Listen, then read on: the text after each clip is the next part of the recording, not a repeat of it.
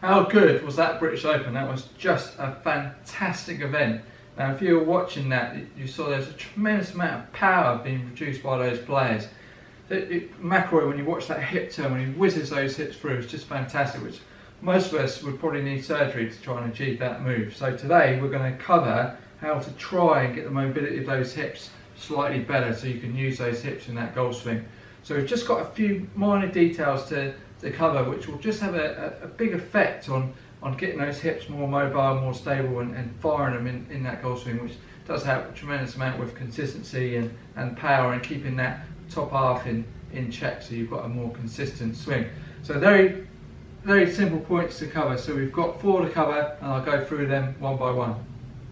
Our first one to help with our trail hip and our lead hip, just pure loading of that hip and the opening up of that hip to drive through that shot. Just very, very simple but very effective. It's just the flaring out of your feet. So quarter turn out with each foot will help open up that hip flexor, so then when you turn back it will just feel that so much easier. The thing that can cause a bit of disruption with that, say if you're struggling with the trail hip and you just open that foot up, it can put you off on your alignment situation. But as long as the heels, as you can see by the toe step behind me, as long as the heels stay parallel to your ball to target line, you can flare out either foot as much as you want. But that will help a tremendous amount when you turn back, and that was opening up that hip flexor. You'll then be able to turn back and load that trail leg a lot easier to then explode and turn through the shot. So just a simple one to begin with is just a flare out of the feet. Number 2, which is also quite simple and straightforward, is our trail hip. If our trail hip is too high, so it's higher than the lead hip, so you've got it in a high position. If it's higher, if the trail hip is higher than the lead hip, it's very difficult, well, pretty much impossible to then turn into that hip. You will then reverse spine angle the other way. So just give that a slight bump down, so to make sure that the trail hip is lower than the lead hip. So then you're just adjusting that slightly, so then it's a lot easier to turn into. Just be very careful when you do that slight bump that you don't just tilt the top half and do that, then you tilted the top half to spine angle rather than just a slight bump of the hips. That's another very important but easy change to make the mobility in the hips much more effective in your golf swing.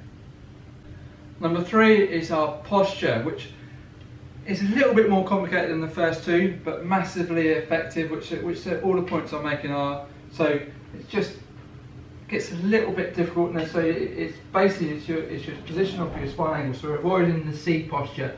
Then if the thoracic spine's not working too well, so when you turn back, that will affect the mobility of that hip. So it'll put too much pressure and you'll be reverse spine angled. You won't be able to turn and load. Also then you've got the S posture, so then you've got a slight arch. So if you've got that S posture there, that's really closing up that hip. So when you get yourself set, you're trying to get a neutral posture. So the first one that you can do is, if you get yourself set, I've got a dowel here, but you can use a golf club, so put it across just on your hip line there and push back. So you're pushing, so you're feeling you're trying to bend, say, the shaft or the dowel, which will then feel a pinch of your shoulders, which will then put the C posture, so that will do the top half of your back. That will put that in a lot more neutral position. If you've got the S posture, just try and arch, round, arch, and then find neutral, and that will make a huge difference to open up that hip flexor, so it's a lot more the trail hip, so it's a lot more efficient so when you turn back. So basically the main thing to do is try and get that neutral posture, which will make that trail hip a lot more mobile and a lot more effective in that golf swing. Number 4, our last one, is the mobility of the fibula, just allowing that so it can rotate easier, which will help out your hip flexor. And that's quite straightforward because we flared out our foot slightly, haven't we, which was our first point. Just a slight more knee flex, just a slight more knee flex than you would normally do. You've just got to experiment with that. We don't want to go too crazy because otherwise you end up in a very sat position. But we just want a slight more exaggerated knee flex, which will enable that, so there'll be a motion that the fibula will be rotating, which will help out with the mobility of turning that and loading that hip flexor and loading that trail leg. If your legs are too straight, it's very difficult to do that. It's pretty much impossible that you can't get that movement. So that's helping from there, rather than concentrating on the top half of the body to help with the hip mobility, that's concentrating on the bottom half, which we've done with the flared foot and a slight more bend of the knee, which will then help that mobility in that trail hip. Any questions, comments, please send them through. Give the video a good thumbs up, press the logo to subscribe, click on the link for our next video, and I'll see you soon.